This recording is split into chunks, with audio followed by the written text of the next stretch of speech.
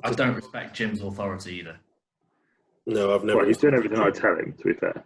Yeah, but I still don't respect his authority.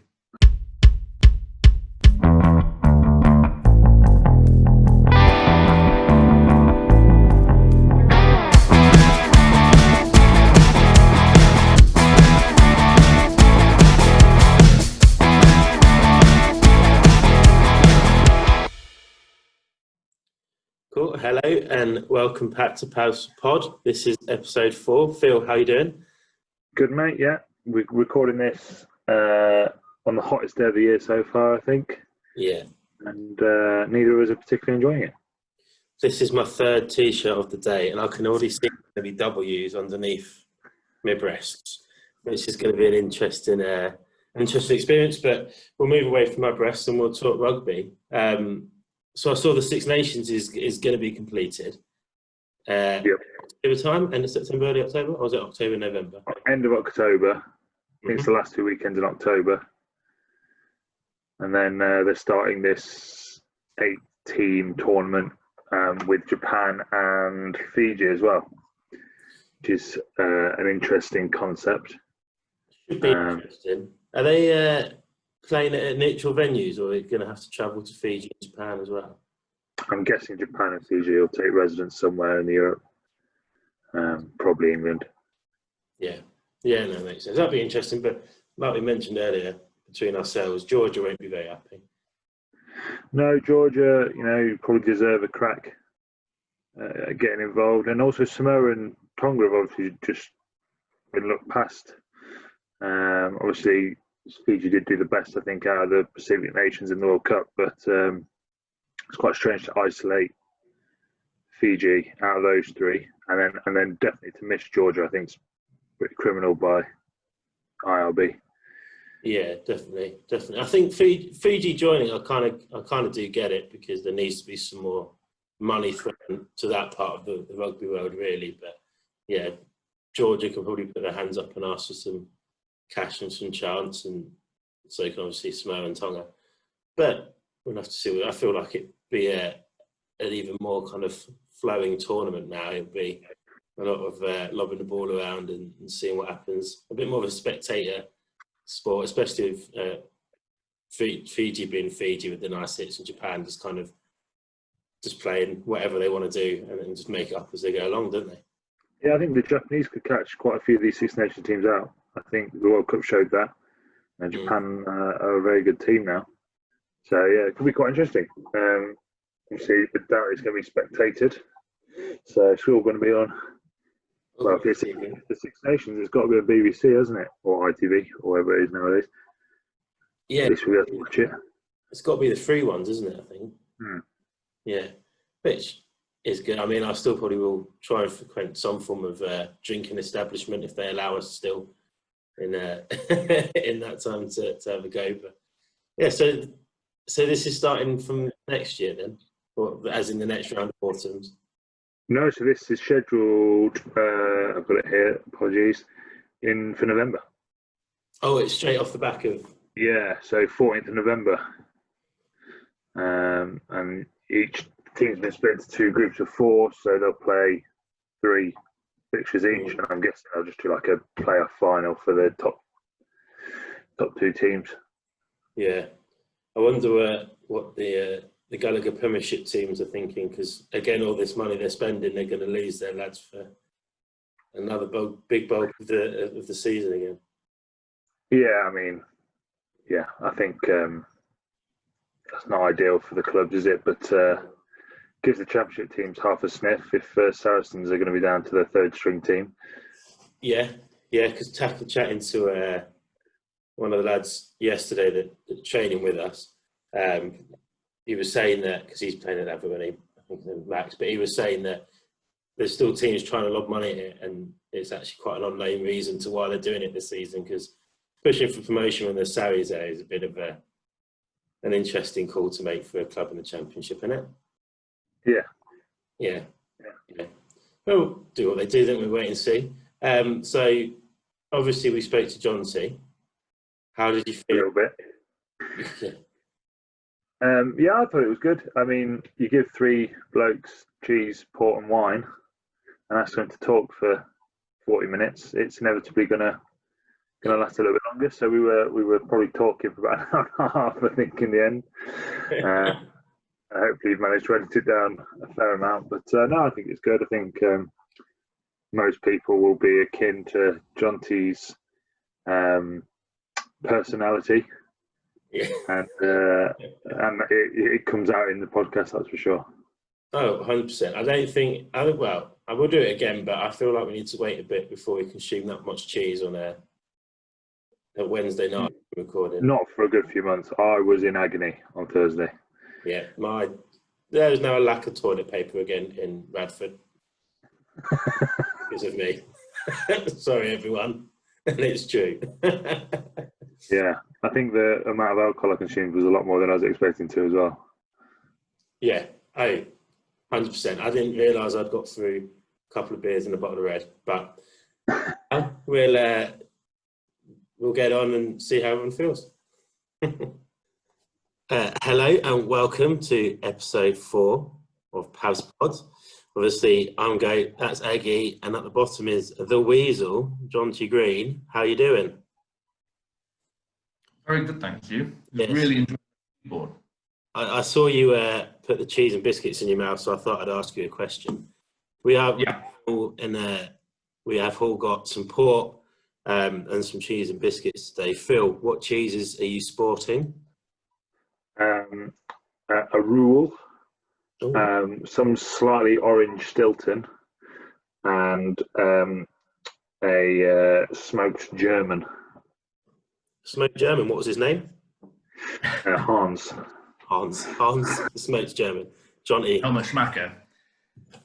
Helmut Schmacker. Yeah. One for the Chase fans there. One for the Chase fans. What's your on your cheese board? I've got some Manchego, I've got some Camembert and some French Morbier cheese with a plum chutney and a lovely 10-year-old ruby pork. With delightful, that sounds. I've gone quite simple. I am relatively simple. Got nice French blue, some brie, and then lovely British cheddar. What else do you want on a Wednesday evening apart from some beautiful British cheddar? Obviously, this is not a podcast for pork and cheese connoisseurs normally, but at the end, I'm sure we'll give you a rating out of 5 of how we found our canoops, or whatever we're going to call them, down below us. But anyway, let's move on to giving you a bit of an intro for the people who don't know Jonty. Now, we did ask Guru for your stats. They're not impressive, so I also asked for some reviews off some of your teammates. Yeah. Captain Doug, obviously a good friend of yours. He went terrible drinker, but a nice bloke, which I thought was nice, short and simple. 50% correct. 50% correct, and also you're an arsehole. And Josh Peck said, not kind of to the same tone, Josh Peck said, as we know, Jonty can be a terrible human, but as a wingman, you couldn't ask for better. He used to tidy my room every time I'd text him when he'd be home alone for a while. Now, True. Why were you tidying his room? Was he bringing visitors home? I think it's a well-known fact that Josh completed Tinder when that craze came in. I didn't. I didn't have nowhere near the same success as Josh did, but then Josh would be out on his random dates on a Wednesday, Thursday night, and I'd just get a 5-minute text going, succeeded, bringing a bird back, my room's a mess. So I then have to just rush into his room, make his bed, put all his clothes in his wardrobe, literally just blitz it for 5 minutes until he got back, and then didn't sleep all night. That's amazing. You didn't sleep all night because... Well, yeah, because in a 2-bed apartment, when it's stud walls and it's quite thin... Yeah. Was he loud? Josh is very loud. I can imagine he's quite loud. He was quite loud after one glass of wine on the pod, let alone... Yeah. While... I was going to say while inside a rat. I think I might cut that line out.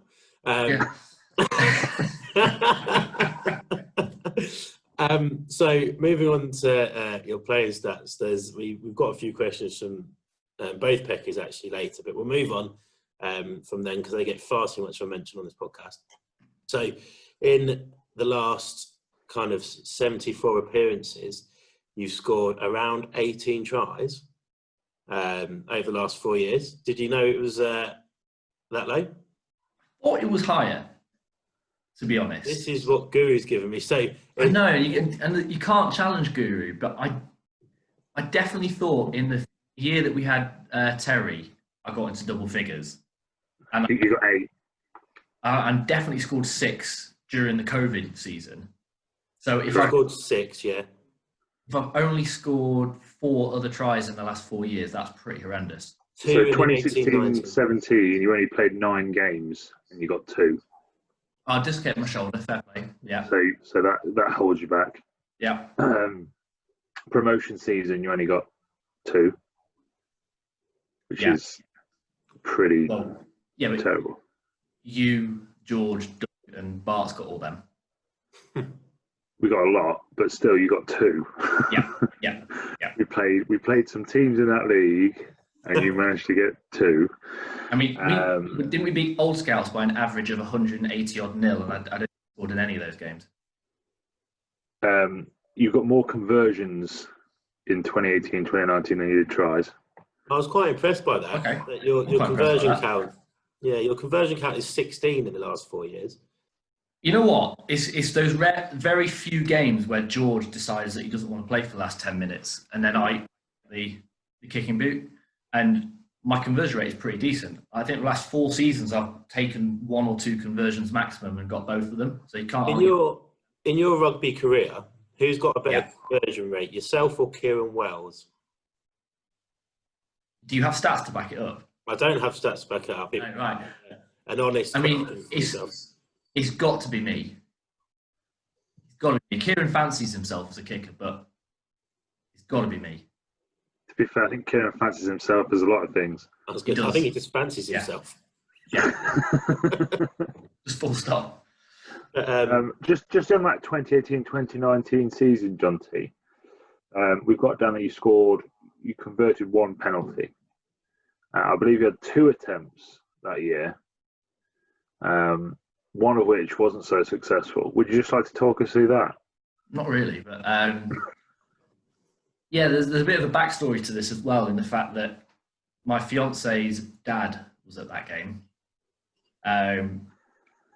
So I think it was one of the first games he'd watched me play rugby, and I'm not a fly off, absolutely not. I think Phil will agree to that. And I was shunned into that position for the game, and thus kicking responsibilities, and I missed a penalty from 15 metres out in front of the posts. Oh, 15's harsh. 16, 17? I'd give you a good 22. Oh, thanks. Yeah. Either way, it was slap bang in the middle. And it was. I think what got me with it was, so just to put it into context, we conceded quite a late try and were 2 or 1 points down. Oh, we're thinking about a different conversion. And obviously now thinking about a home game. I realise you're now talking about Peterborough away in the last minute. Yes. Let's go back to that. I've got 2 great moments then. Oh. Go on, then. You can tell the Peterborough story. Peterborough away then. George has got injured with a stomach or hip or back problem. I think fairly early on. Again, I've had to go in at 10, and we've gone 21-0 up, I think, and then blown the lead. Then we went 35-21 up or something, again, stupid, blew that lead and ended up being a point or 2 points behind last play of the game. And we got a penalty, probably about 35 metres out, I'll say, on this occasion, definitely more than 20. And I just went to Doug, I've got it. I wanted to. No, it was a bit more than that. The intensity that you came at Doug was pretty outstanding. I wanted to be confidence. Our line out had been fucking wank all game. Like, whether it was lifting, jumping, whatever, we just weren't winning any line outs. So I didn't really want that as an option. So I thought, I'm going to have to be really confident here. Just go up to Doug and say, I want to take the kick. I want to get the 3 points. I don't want to risk it on a line out. And I think I've misled Doug in my confidence. And unfortunately, Josh, did yeah, you see last it? play of the game, and it just faded narrowly wide. It wasn't a bad miss, but I was alarmed at your intensity of wanting to take the kick. Yeah. Was my immediate thing. But as soon as you said you wanted it, I was like, well, let him have a go, because it was a confidence kind of ceiling. I could have said no. I could have backed out of it and just been quite timid, and then watch us butcher the line out. Yeah, you could have. And I think that's a far better approach, personally. No, yeah. That is the problem with fly halves, though, because quite often they want the kick, and when they miss it, that's a lot of responsibility on the centres. To be fair, to you, mate, I mean, as not a natural 10, as in I've never played actually with you, but I could have told you weren't a natural 10. But I think that was a brave thing to do, mate. I'm proud of you. Yeah, I wasn't very proud of myself at the time. No. I think you were the butt of the joke for the bus journey home. I mean, again, not surprising, but when aren't you? And that's probably another question for me as well, is knowing you as well as I do, and then you probably since you started playing senior rugby. Yeah. I can't understand how someone from your background and intellect can be the butt of the joke so much. I'm not sure how you've managed to mould yourself into this person. I don't know how, but I think a lot of it started with Miles. I don't know where it came from, but he just called me the Weasel. There's literally there's no backstory. There's no interesting story behind that nickname other than Miles just coming to me going, "Oh, you're a Weasel." And then Langan, Stevie, all the others just at that time were like, "That's stuck." And then the Weasel at that moment. And you weren't going to turn around and say no, were you, to him? No, they're all bigger than me. I've got Ed Collishaw stamping on me in rucks, shouting "Protect the Weasel" in the middle of a game on my own team. I was like, great. I was just like, you know what? I've got a role. I'll just play it. I think the nickname had died out a bit, hadn't it? Oh, it's evolved. It's gone to Weasel on a few occasions. Wease. But Weasel's died out a little bit, but it's nice, though. It's nice. It's affectionate. Yeah. So, what was the other conversion story then? Oh, I think this was in the lofty days of the Mitchell brothers as our centre partnership, where we had Ed Collishaw and Ash Weatherall as our 12 and 13 seasons. Again, Tuffers was our 10. We had Slinger, I think, at 9 or something along those lines. And we didn't have the strongest backline or kicking team or a regular backline that we could field every week. Tuffers, I think, was injured. I took over kicking duties. It was a horrible day. And I said my fiance's dad was there. Probably first game he's ever watched me. And that was 15 metres out in the middle of the posts and shanked it wide. I think we lost the game by 2 points as well. What season was that? 17, 18? I think it might have been 15, 16, but it's probably before that. All 16. It's a while ago, but it's a season where we weren't the best side. I think it's probably the last season where we were scraping for relegation from Mids 1. Yes, that was 16, 17. Yeah, it probably would have been that season. Yeah. That's fair enough. Low days they were. Before we move on to a few stories, there was just the only question I've got is, how have you managed to steal such a lengthy rugby career?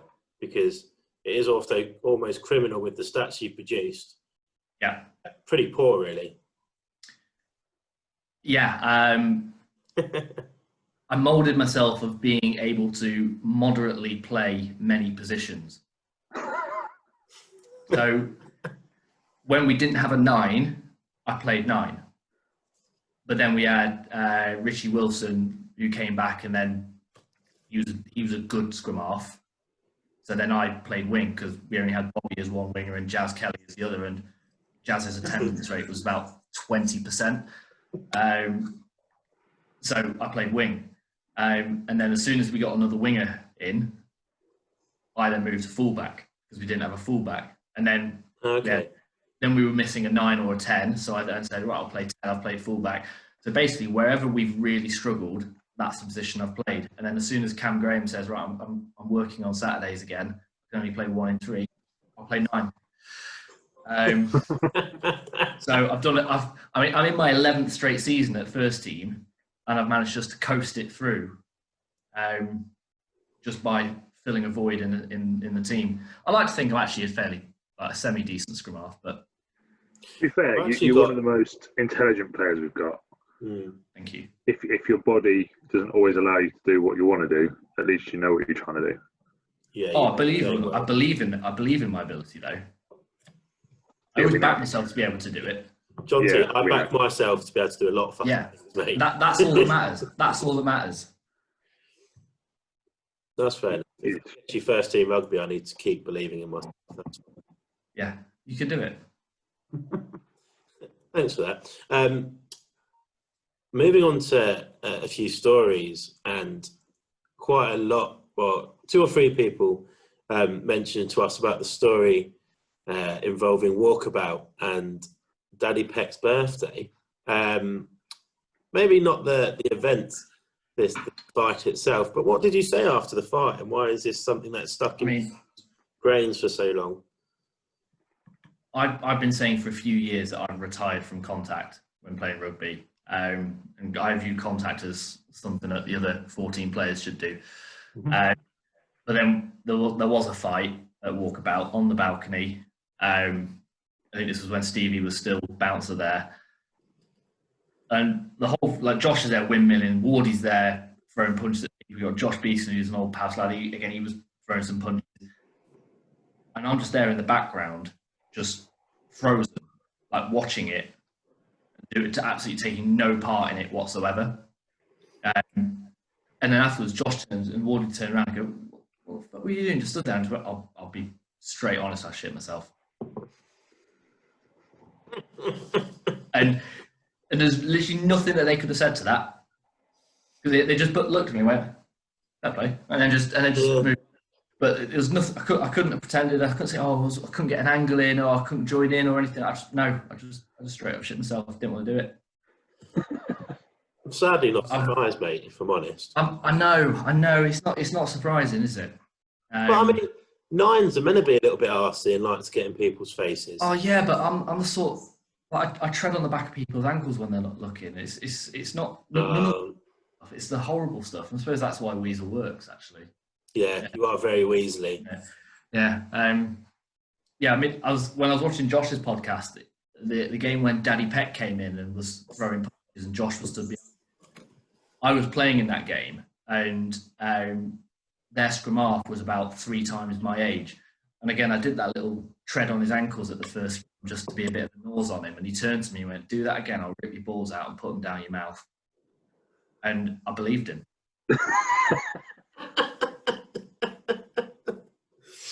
Phil, have you been in many scraps where you've looked around and you've seen someone you thought would back you up because they're a good mate, but just kind of disappear into a bush somewhere?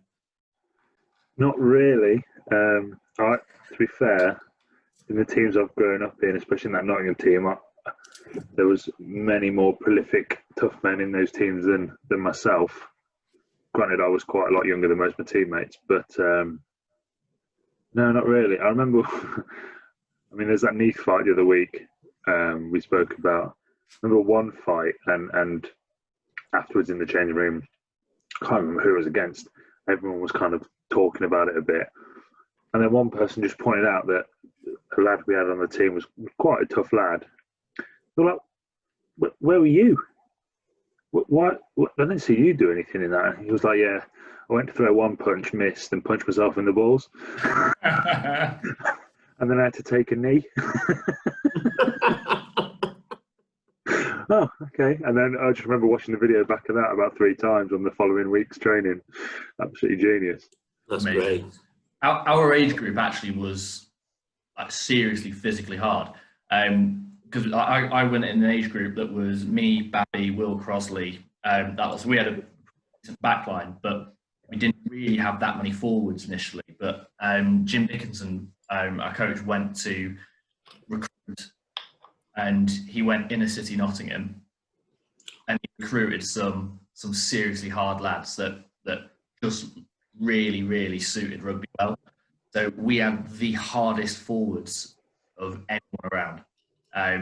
And I always knew that if I started something, if I started agitating someone, there was no hesitation of any of Reese, Anton, Bradley just to come in and just absolutely pummel someone.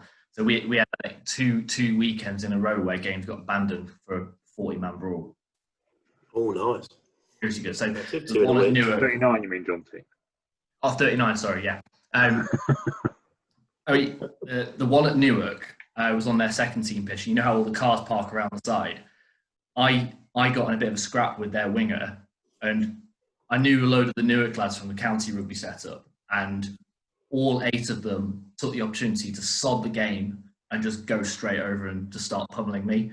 So it was 9-on-1 for a good 30 seconds or so. Eventually, my forwards then came over and started joining in. So that turned into like 18 blokes there. Then all the backs joined in. Then the coaches are coming on to try and stop the fight. And then the subs are running on quicker than the coaches to join into the fight. And you've got a hooker's taken a lad off the pitch, dragged him off. He's on the bonnet of a car, just beating the shit out of him. It's just ridiculous. And that's under 15s, 16s. Nice. Yeah. Was this the game that, it might not be this game, if not, it's a nice link. Is this the game, or is it a similar situation where you turn around to an opposition player and told him that you had ended him? No, that was first team. Yeah. Have you ever ended anyone in your fucking life?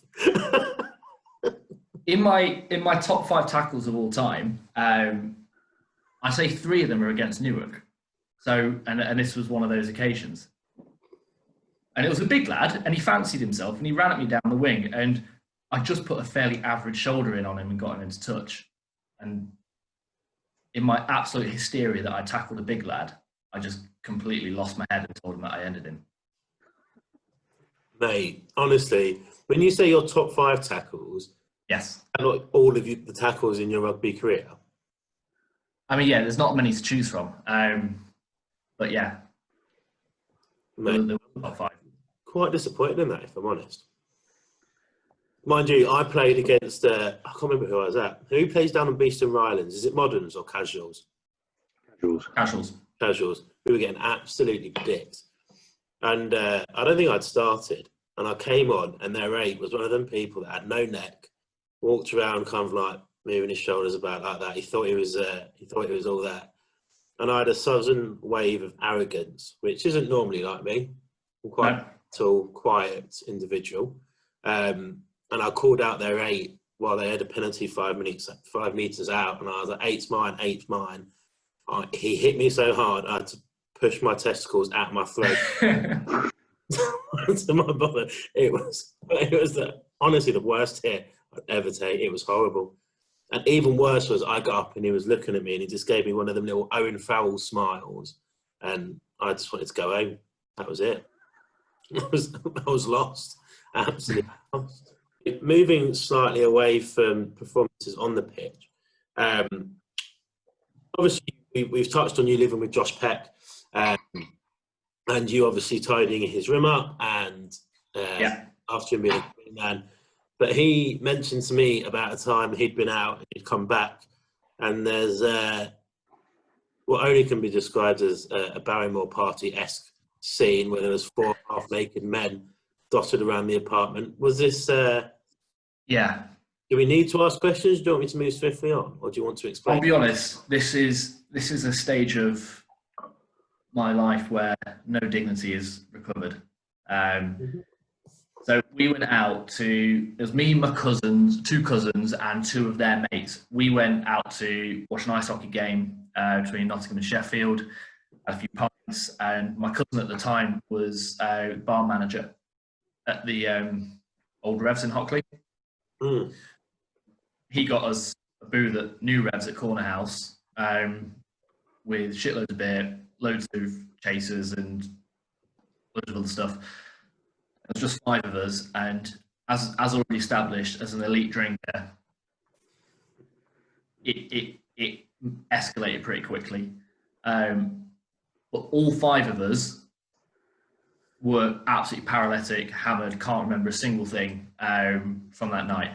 What we've managed to piece together is that I ran out of revs, stole someone else's coat, and ended up lying naked in a fetal position on my bathroom floor. My cousin, who lived above Hooters at the time, got kicked out for fighting someone, and that's where my other cousins and their mates were supposed to be staying for the night. So the 2 people that lived in Nottingham had both already bolted it. No idea what was going on. So you then got my other cousin and his 2 mates who are just wandering around Nottingham, not having a clue where they are. It was middle of December, so they're getting borderline hypothermia, and everyone's phone battery has died. So they have no idea where to go. They ended up near Nottingham Trent University at the Premier Inn. Oh, goodness. Yeah. So they've ventured, they've just thought roughly, I know Jonty lives in Snetterton, and I know that Jack lives at the train station. So you've got one east of Nottingham, one south of Nottingham, and they've ventured north. So really good directions from them. But the only way that they managed to get to my place was by getting to the Premier Inn, and one of them had remembered one phone number, and it was his mum. So he phoned his mum. His mum then phoned his fiance, because his fiance was on a girls' weekend with my cousin's wife. My cousin's wife had my fiance's number, so then phoned Tash and went, yeah, we're worried about the boys. We haven't seen them or heard from them in the last hour, and we just got a really mixed message. So Tash then comes over to my flat at the time, because we lived 2 doors down during this all going on. And she just walks into the bathroom and sees me lying naked on the floor, fetal. And she just looks to Emma and went, look, if they're as bad as he is, yeah, they're in trouble. And I was just there naked on the floor. She manages to get in touch with my cousin. They get a taxi back to ours, and then there's just 4 of us just died.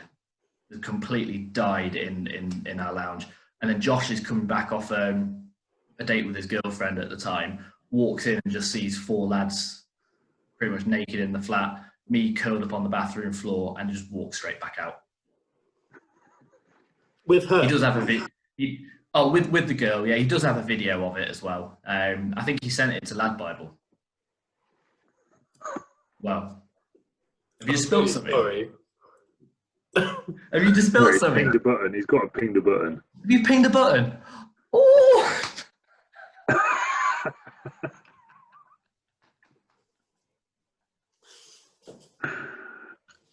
Ping the button? Oh, no! That's amazing. That's being edited. No. I'm going to keep reminding the video of this now that... Oh, no. That's amazing. Which button is it? It's to be fair, it popped. On your pop, you've done it. The one that had already popped. It's number 1, 2, 4th one down. I can't sit like that. Sorry about that, everyone. That didn't mean to happen. That's brilliant. Phil, have you got any questions from any listeners? Yeah. So again, Josh Peck coming up here. What is the toilet to door rule that you have enforced?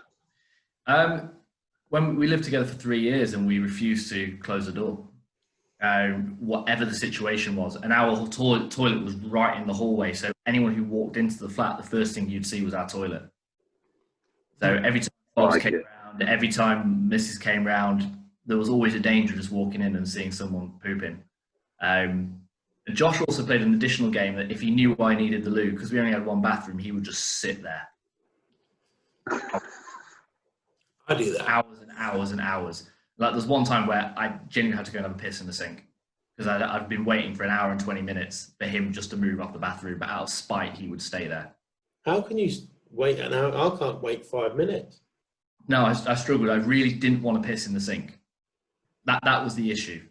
I mean, I don't know why. I mean, everyone else has pissed all over the place in that flat. I mean, Bobby pissed the bed.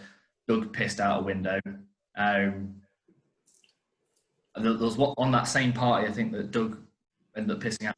We had Schmeichel, Rory, and Cal. I think Schmeichel was it? No, you had Rory pissing into the toilet, Cal pissing into the sink, and Schmeichel drinking the toilet water like a cat. Of course he was. Of course. On that same evening, I think Planch boiled a kettle and poured it into my tea bag holder. So when I wanted tea the next day, he brewed all my tea. He'd also poured my milk and my cereal into my sugar and my coffee. Amazing. Yeah, so I flat got ruined. Amazing. I think he threw all my eggs out the window as well, or something else. But yeah, I basically had nothing left in my food cupboard after that party because it just been sabotaged by everyone that was there. You'll learn one day not to invite people around your house. I'm just amazed they attended. That's cheap. You can't buy friends, can you? So you're lucky. No, you can't. You really can't. No. Another question that came in was from Sam Ward. I'm not sure if this is just a random question or if there's something behind it. Who's your favourite Lord of the Rings character and why? Gimli. Gimli. What? Always. You like salted pork? Pardon? Because he likes salted pork. Sam will understand that he loves playing the horn. Okay. This came from we went down to that epic photo that you've commented on Facebook of myself, Sam, and Josh before we hit puberty. 21. Yeah, that's 21. amazing. That photo, honestly, he's so good in it. It's so good. So Absolute good. slayers on Links Africa. Slaying. Slaying. So we went down to Cornwall just for a few days with Pecky and their fam, and we used the Ollerton Fun Bus. And then while we were down there, we were just walking around and we saw a Lord of the Rings board game in a charity shop window. And we thought that looks so bad, but we just bought it and then tried to play it. It's the worst game No, ever. you didn't. So honestly, drunk. In that picture, by the looks of you three at that time, you looked to that and went, that looks like the best night we could even think about doing. Yes. It wasn't ironically bought. It was bought because you wanted it. Okay, yeah. You've called me out there. So we basically played this Lord of the Rings board game and it was awful. And we had like Lord of the Rings music in the background the whole evening. That night, we loved it. I'm going to put it out there that night none of you got laid. No. Oh, slayers, absolute slayers. The only thing you were staying was orcs. That was it. Period. Well, nice, topical. It's quite funny actually because we were actually sleeping in the fun bus. Have you been on some fun bus? no, you might want to explain to non-Ollerton knowledgeable listeners. Yeah. The Ollerton Fun Bus is a clapped-out Ford Transit or big van with a load of crap seats in the back. It's an absolutely disgusting van, but it's done some miles. But it's effectively the bus that you drive to a rugby game. One person will drive on the way back, and then everyone else just gets absolutely shit-faced. It is a very good idea. It's a really good idea. I genuinely think we should do it. Yeah, no, there has been talk about it. There has been talk about it. I think all squads have talked about it. Yeah. Well, the reason anyway. That up, and it wasn't something to do with Jimmy Savile and his cronies. Yeah. But that was our tent effectively. So I was sleeping at the back, Sam was sleeping at the front, and Josh decided for some reason to sleep in the middle, and he got trapped in the aisle of the seats. Genuinely, like full body, just trapped. And he woke up in the middle of the night, not being able to move, just in that position, and he screamed. He like absolutely panicked, had a huge panic attack, was just screaming, woke me and Wardy up. We were just absolutely pissing ourselves laughing because there's literally nothing wrong with him at all, but he's just stuck. Is this Big Josh? Josh. Big our Josh, yeah. As in Josh, before, yeah. Oh yeah. Pre-veggie. Yeah. Yeah. Big Gab, yeah. Pre-gap year. Yeah, pre-gap year, pre-beard, pre-puberty, pre-Tinder, all that. Pre-nice bloke as well. What other questions we got? Oof. I mean, we've got one question from a close friend of yours. As a percentage, how often would you say you make the correct decision on the pitch?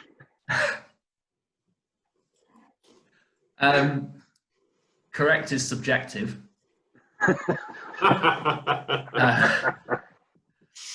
I'd say 100% of the time based on my subjective decision. However, gurus would probably be less than 5. Wow, I'm not sure. We'll say that. What, more than 5? Between 5 and Yeah, more than 5. Yeah, more than 5. yeah. Just check that. I think the one thing that didn't help was when I did something, it came off. Stevie turned to everyone and went, "Nobody celebrate that." So I think I just took a quick tap penalty 5 meters out and scored, and everyone was like, "No one celebrate." And I was so cocky afterwards. I saw Nathan just shaking his head at me as I walked past him. I went. I seem to remember that being Bridgeford away.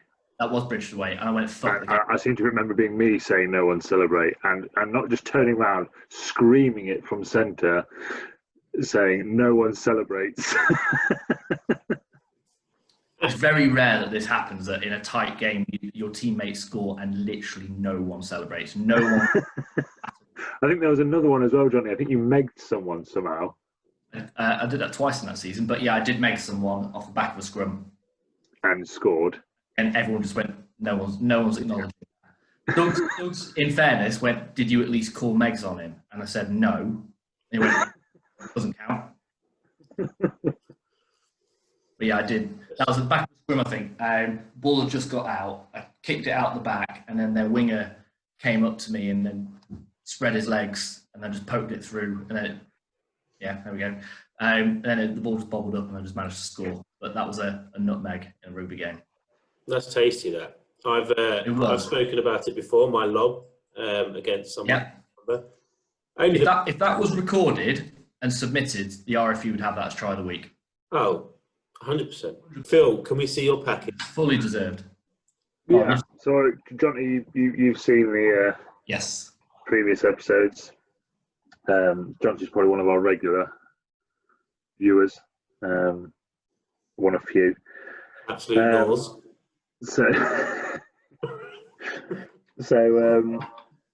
Yeah, we'll start. Quick answers, especially companies, Jonty. Can I do it Doug Billam style? Not Doug Billam style. Just no, not Doug Billam style. I edited out flipping silence on that one. I'm not doing yours as well. Okay. Red or green? Both the same. Valid. Which position do you prefer? 9, 10, or 15? 9. What's your favourite alcoholic beverage? Guinness. Best rugby playing green family member? Danny. Bieber or Efron? Efron.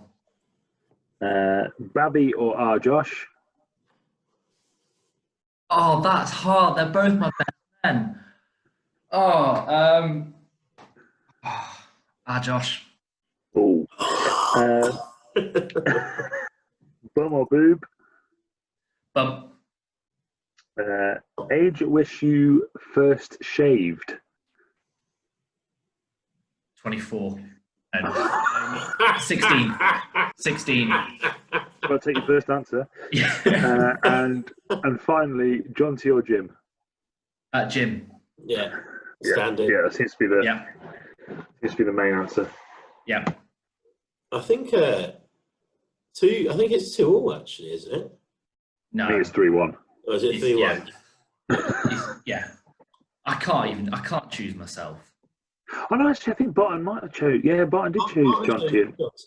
I've only actually got halfway through the last one. But no, it's just I was watching it and remembered that I was in the car with Nathan when we were going to Rugby Lions. So I saw all the stages of Nathan going from it's just a piss take through to I'm about to kill someone. And it was. I can't remember who was driving or anything, but myself and I think it was me and Theo in the back of the car. We were just sat there.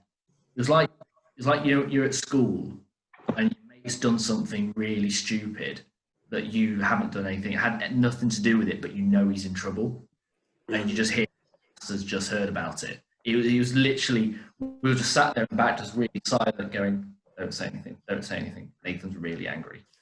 But you just saw like Nathan get redder and redder and redder as he realised that it wasn't a prank and it wasn't a joke. Yeah, it was. It's the first time I've ever come across anything like that. Yeah, it was bad. Yeah, it's such a good job. We played pretty well. Well, such a good job. Killed him that, yeah. Yeah, we had Will Taylor, who was just scoring stupid tries. Yeah, didn't he? And ended up chopping a pint whilst being 17. Pressured into that for those. And he's got a penis like Zeus. Absolute lad on him. I'm surprised you've not talked about penis size yet on the podcast, because there are some right slongs in the team. I think literally, I think most clubs like it, but we genuinely range from kind of python to clit. Yeah. it's quite. And mine's not massive, but the fact I'm not the smallest says a lot. We've also got players like Adam Taylor who will travel to Market Raisin to watch just so he can have a bath afterwards. Yeah. Pecky does it. Pecky does it. He doesn't even play. He'll come up in his shirt naked afterwards. Come and get changed. He'll wait for his friends to go, and he'll just. I rate it. It saves on your own water bills, doesn't it? Yeah. Turkish bath. But then Pecky also just likes getting his balls out all over the place. Like this, like my missus has seen his balls.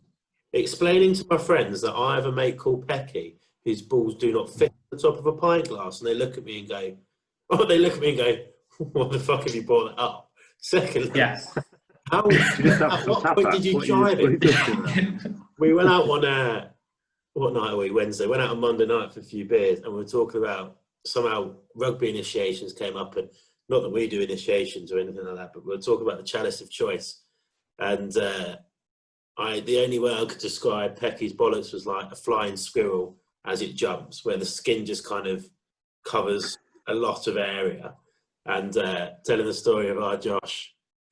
Yeah. Well, I ended up in the crap position there. It was because Josh refused quite rightly to drink a shot out of his dad's ball sack. That because I was living with Josh at the time, it was therefore my punishment. So I've done it. No. I've done it. Absolutely not. It's not too bad, is it? No, but then Naylor's there. Naylor, that was when he was getting it flicked in his eyes, wasn't he? Yeah. That is a bloke. I mean, we might cut a lot of this penis chat out, but that is a bloke with a cob. Honestly, that's absolute mallet. Him and Casey in the shower is horrible. I've not seen Casey's, but anyway, moving on. Jonty, if you were to, is that, by the way, have we finished your package? Did we finish? Yeah, that package done, mate. All I've got now is penis. Oh, I was gearing up for like favourite opposition. All right. Oh, I didn't get that one into this week. Who's your favourite opposition? Yeah, Newark. 100% Newark. All day, every day. Turning to Newark's first team pitch and shutting the shed up is the best pass experience you can have. Especially now they've spent ridiculous monies on making the shed even bigger. Still keep them shut up is still a shed. They don't fill it anymore, so it's no fun. No, but in the good old days when actually we had local rivalries and we turn up to Newark and we'd actually have a close game, it was so good just shutting them up. Or banging on the shed or shouting at the ref how shit he was and then just score and shut them up was amazing. It's funny, like I assumed, because where I played before, rivalries are there, mainly always around the first team, like second and third team, fourth team, whatever. Those rivalries, but quite like the rivalry of the first team, just because naturally. Yeah. But I didn't realise, because I joined Pavs in 2012, didn't really know the history of it, not lived in Nottingham. I didn't know how many teams despise Paviors. Oh, no, it's bad, isn't it? And I was like, I couldn't believe how much Newark disliked us. And to me, it was just a little place outside of Nottingham. It meant nothing to me. Yeah. It's something actually, because I coach our under-16s as well, it's actually really upset me that I actually really like the coaches at Mansfield. And as a player, I hated playing against them. It was the most physical games we'd ever have, the most high-intensity games we'd ever have. And I now really like the coaches that are playing when we're coaching against them. And it's really annoying me. Yeah, Deep down, I want to have those rivalries where Paviors and Newark have the most physical, hard-fought games going, because there's always a deep, bitter hatred and rivalry in those games. But they're played. Yeah, there was a bit of a. We always want 2 games a season because we always have good games and we always have good laughs afterwards, and there's never a red card or anything like that. Part of me is upset by that.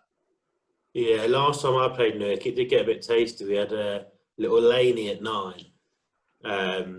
Oh yeah. He's a gobby little shit in it. Love him. He's a proper 9. Oh, he's a great 9 as well, because they had this lad. I just love him to turn up for training, because that means oh mate, it settles my position in the second team. Dan Wilson. But away to third team then. That was the game I scored a conversion, probably a better rate than you, 50%. Yeah. Second way to centre, not going to dwell about me. But they that rivalry got a bit tasty because it was like their second team and they still had like a fair few people watching. And and to the head of one of their props. And you might have seen him, I doubt he ever played first team because he looks a bit like Baloo, to be fair. But he was wearing basketball shorts and he's a big beard. And he was the ref was telling him to walk back or get yellowed. And he called the ref, I can't remember what he called the ref. But then he was in the clubhouse after the game. It's only because you boys just always put extra players against us, always play players from first team and second team against us just to get a win. Always get that wherever we go. In the second team, we always get first team players. That's what we always get told. Yeah. Pathetic, isn't it? Imagine if, no offence, if you rolled up for our first team. Rolled up would be the right term. Yeah. Couldn't be a better term to describe what would happen. No, seriously. We get it all the time around the NLD as well. Oh, Paviors are paying players. We're not. No. But look at our playoff team. Like 15 out of the 18 in that squad, or however many it was, with minis and 16, juniors. yeah. 16 out of 18. 16 was it? Yeah. And one of the ones who wasn't is not your brother, but Theo. Not my brother, my brother's brother. Brother's brother. And then you got Big Dog, who was mates with Will Crosley from Bridgenorth, connection. And the only one that didn't have a connection was Tippo. Every single other bloke in that team was either a mini and junior or had a connection. So it's just, I just laugh when people say, "Oh, you're paying players, blah blah blah." So then you look at Bridgeford and other clubs like that around the area that say they're not paying players, but there are some dubious moves. Quite high. Yeah. Rubbish. I don't get it, if I'm honest. It's just jealousy, isn't it? Yeah, and then we're going to announce Akapusi Ungera as our new player coach. Hang on, no, fuck that. That was our job. No, but he's at Newport, isn't he? Like, ridiculous. We've got some bloke caps for Fiji playing in the same league as us this year. So glad he's not in our conference. Who's that? We might start again. Ungera, who used to be Gloucester captain. Oh, The 7. 7, absolute animal. Where's he at now? He's at Newport. Oh, okay. So yeah, we have to. Anyone who's got their own YouTube compilation for big hits. Him. Not interested. Not interested in playing against him. Just, I would like a 1-minute summary. We got a question from George Billam, who clearly wasn't available tonight for the podcast. Yeah, it's a shame that he can't make it each week. I think he'd be really good on the podcast if he actually wanted to turn up.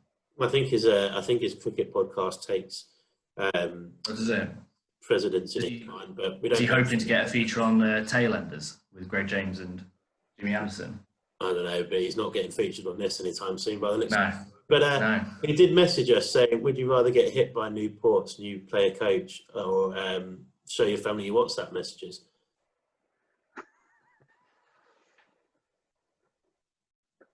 That's what you meant for my family. Pardon?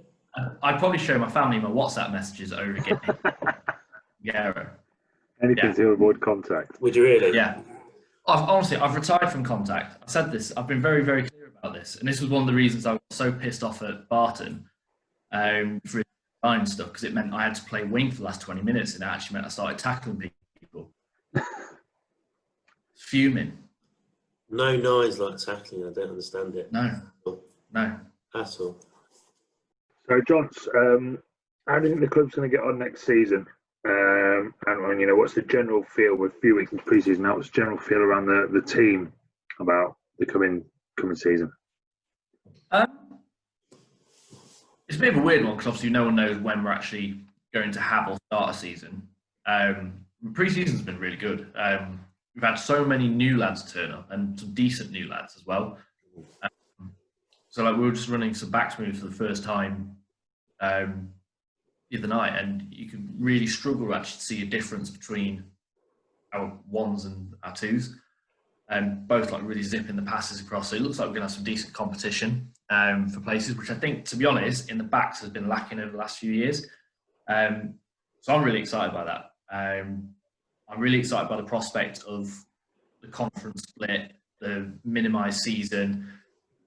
Because I do think that it can be quite long. And by the time I get to April and May, not my interest in the game, but my physical strength seems to be getting to the end of what it can take.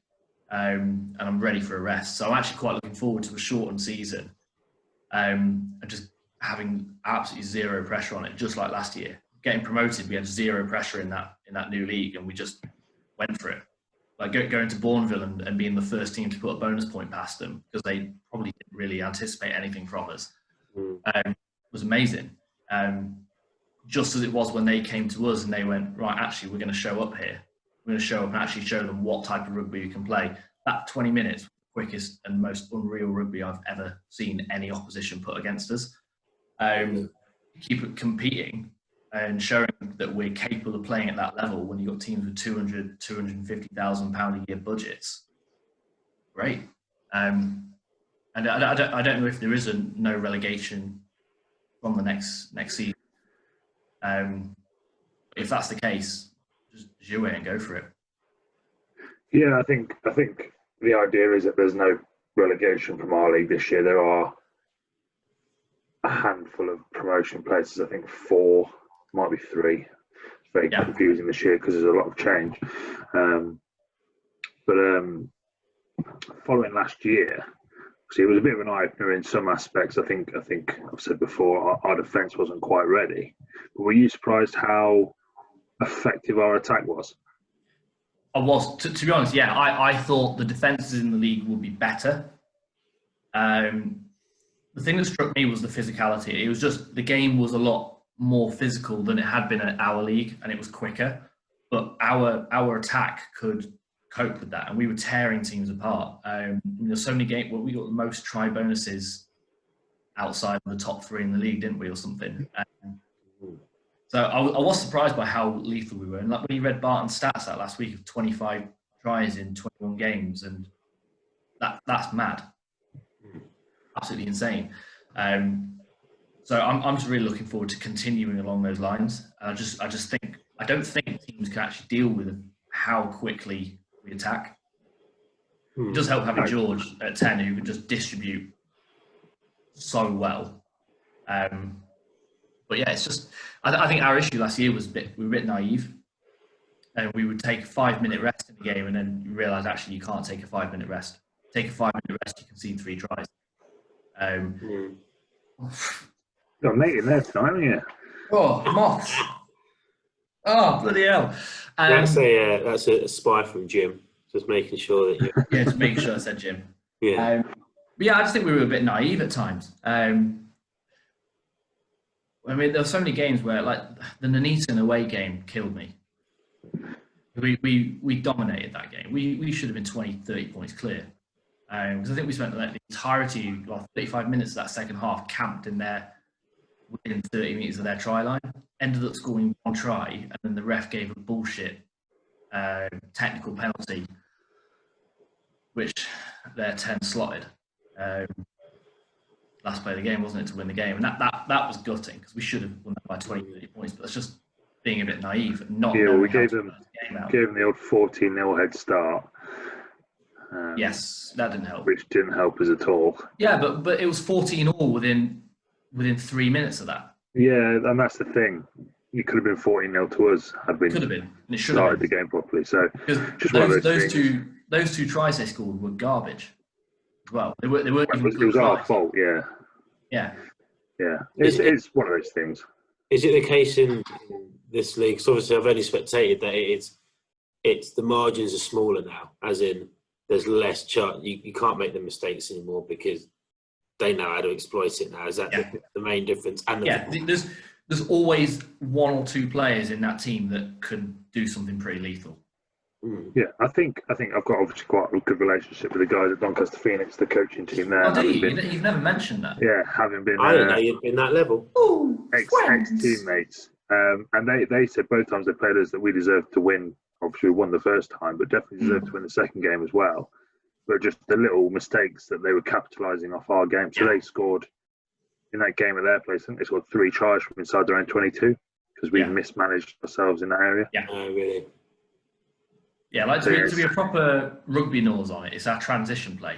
When we lose possession of the ball, we just weren't quick enough to get set, weren't quick enough to react, weren't quick enough to get the defensive line set up, and our scramble defence, as good as it is, isn't good enough at this level to constantly repel decent attacks. Yeah. No, I get that. But no, I loved last season. I really enjoyed it. I love playing new teams for the first time. Starting to get a bit bored of going to the same teams year in, year out. There's only so many times you can go to the old Scouts away pitch, which is never a nice place to go, and just scrap out a really shitty game. And so it was nice to go to Bromsgrove, to Bourneville, to Nuneaton, and go to all these other clubs and actually just experience a different breed of rugby. Yeah. Yeah. I remember going to the Sandbatch, and that was the first game I felt that we'd actually come up against a team that were decent and actually played us and stopped us playing. I think that's the first game we were like. I think we got nailed in that game. It's the only game we got nailed in, yeah. Yeah, and we just didn't really have any answers because their scrum, their line out, their defence just killed us. That was the first game. When they came to us, we were much better. They were very good. It also didn't help in the fact that we just beat South Leicester 100 and whatever nil the week before. So they didn't really have a competitive build-up to it. Peterborough Lions the week after, so we scored 220 odd points in 2 games. Yeah, and then crazy. To work on our attack, and then come against Sandbatch, and they were pretty decent. Yeah, no, I get that. So jumping into the next question then, Jonty. Yeah. What is your worst rugby moment? Worst rugby moment. I'll go with 2. One from minis and one from seniors. Seniors, the Old Northamptonians home game of mid-December 2017, I think it was, where it was the only game where we all decided to go in at half-time to avoid getting hypothermia. I think the Twos cancelled their game after 30 minutes because nobody wanted to play. It was so bad, and everyone was cheering every knock on. They were cheering every scrum. They were cheering everything because everyone was just so hating that. I think it was like 2 degrees, sideways wind, rain, sleet, just the worst. It ended up like 10-7 to us. I've never played in a game like that. We won quite comfortably, actually. I think it was 17-3. Was it? Yeah. Yeah, I think we got 3 tries, but I seem to remember you joined me in leaving immediately after the game and going home and standing. Yeah. Well, you went to your home and I went to my home. Yes, we didn't go to the same home. Yeah.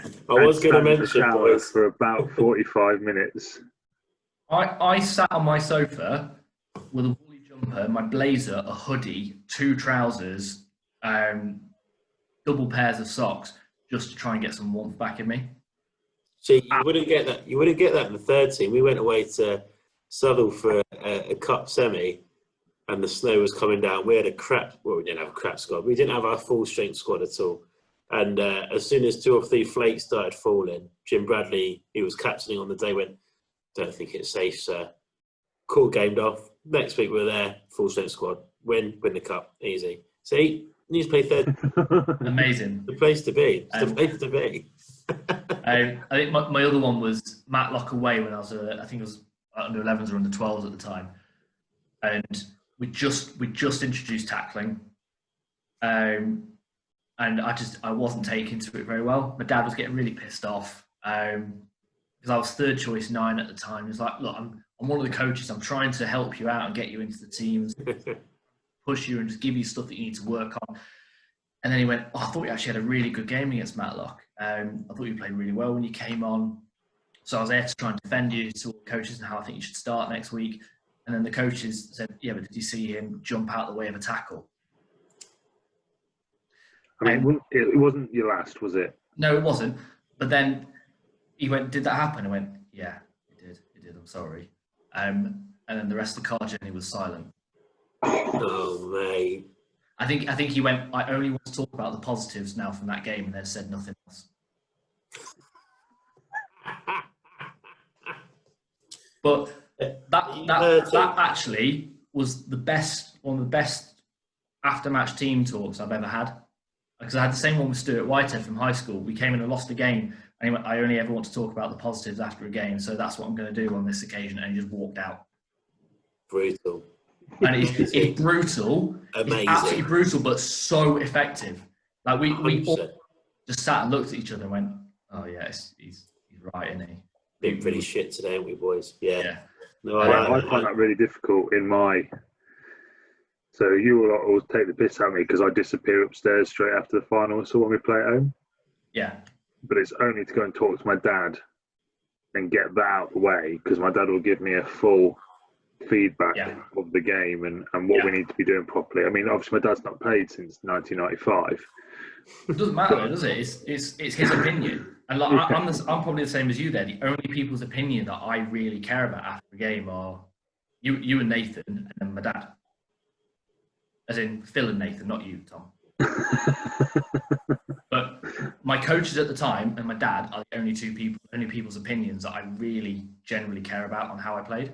I mean, I don't really agree with my dad's opinion anymore because his idea of, his normal thing is we need someone who's going to be just, stamping on people in the rucks and stuff. I was like, no, Dad, that's just no.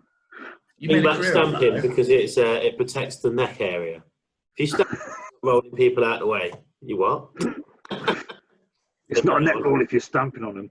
Oh, exactly. He's not wrong. He's not wrong. It's not wrong. It's technically safer. All right. I feel like we brought a lot of hurt up. What's your best rugby moment? Oh, the playoff. Yeah. Like, without doubt, the playoff win was amazing. It was a pretty good couple of weeks for me, to be honest, because I actually got engaged a couple of weeks later. So it was all of that. Look, he's only saying this because he was messaging me earlier about these Facebook on the Instagram channel. And then just go, "These photos are absolutely rank." And I went, "I know, they're so bad, I actually need to go and delete all of them." And I think the exact quote from Tom is, "The fact that you're engaged and I'm single is a disgrace." I've got a good chat. So, yeah, I'm rubbing it in. I'm fit. Yeah? And you've popped the button on the podcast. The thing is, I edit this. I know. I was going to keep mentioning it. So if there's nothing else left, it's all because you edited it out. Every your button popping. Yeah. But no, the playoff win was amazing. It was such a great culmination to a really tough season. And I mean, the fact that we had 2,000 people there. I think did we? It was close to, yeah. There was a lot of people. Close to 2,000 people watching Pavs play rugby. It's the biggest crowd they've ever had at Pavs. Definitely. Yeah. And then hearing Will Taylor saying "balls on the line" on the live radio interview, and people all over the place. Nathan in absolute tears, and just so many people, not just Pecky Senior, crying. It was amazing. I think even I welled up. To be fair, maybe Everyone did, but I just love. I saw like some of the Mansfield lads there, some Ilkeston lads, some Newark lads, loads of local interest just to see Pabs do well. I just loved it. It was an amazing game as well. It was a really good game. It was a So really I good had game. part in this last week, Johnny. Who did you hug first at the final whistle?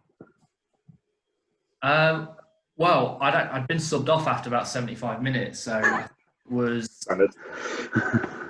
I think it was Big Joe because he was on the sideline as well. But yeah, I was just absolutely elated at that moment. But it might have been Bobby. I think Bobby might have popped over the fence at that time and started running on with us because he'd just come back from his 6 months of travelling. Yeah, that's right. Yeah, but no, it was amazing. I remember my dad coming onto the pitch. It was ridiculous. My missus coming on and like crying into her shoulder, and she was like, "Why are you crying?" And I was like, "I don't know. I don't want to show other people that I'm crying because." But I'm just going to get all my tears out now whilst I'm here, and then I hug my dad, and then my brother, and it's just, yeah, that was amazing. I think I had almost the entirety of my the age group that I coached there as well. Yeah. I just loved how many minis and juniors there. They gave us a guard of honour onto the pitch. Also love that guard of honour with Stevie Allen running on was all he did in that game. Yeah, he went down early, didn't he? He ran on. He ran on and went off within like 30 seconds. Yeah. That was it was a good day. It was. I mean, there's a few other good ones where we won the NLD Cup, but I remember winning the NLD at Mansfield. That was good. Winning it as a minis or juniors age group again was great, but yeah, nothing comes across. It's different though, isn't it? Because I mean, as a club, we've been known for our success in cups, but when it comes to them beating a team in the playoffs to go off to a decent tier, and it was. I said when we were chatting to Doug the other week, it was incredible as a member of the club, as a spectator, let alone being on the pitch. You know what I mean? It was. It was looked mint, and I bet it was. But I really feel for DKs in that game as well because they've gone 2 seasons in a row of getting to the playoff and losing really close games. Yeah, and they're a quality side. Well, they've finally come up. I mean, I was really looking forward to playing them again. Yeah, last year, you know, when we played in the playoff, they had obviously lost out to Bourneville. That had bought their way up the league. Okay. Yeah. So they probably, had Bourneville not been in their league, won that league quite comfortably. Although it did actually end up quite close between the DK and whoever came third. Yeah, didn't Bourneville get loads of the Birmingham Solihull Bees? Yeah, originally, yeah. So it was. They've been a bit unfortunate. You know, they've got some good players there, some good young players as well. So they're probably quite strong for a while. Yeah. And losing those games, I've been in those games where you've lost in that sort of position, and it's hard to take. But fair play to them. You know, they've bounced back 3 years in a row, basically. Yeah, it's fair play to them. They're a good club. Good club. And I was playing against them again. But on that, reminiscent, I mean, it was definitely one of the best days that I've experienced the club, but maybe we should ban these guests from saying that because people that is there anything other than that? Listen to it might be like, for fuck's sake, one game.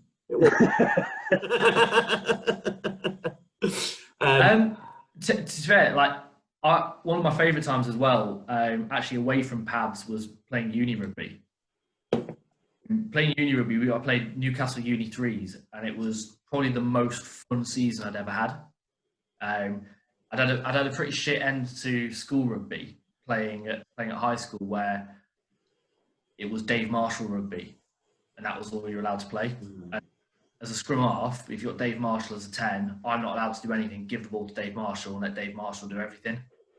And I kind of lost the love of the game in that final season because I just didn't really manage to do what I wanted to do. I couldn't play as much because I was playing Saturday and Sunday, and as you know, Phil, with high school, Saturday is like a contract.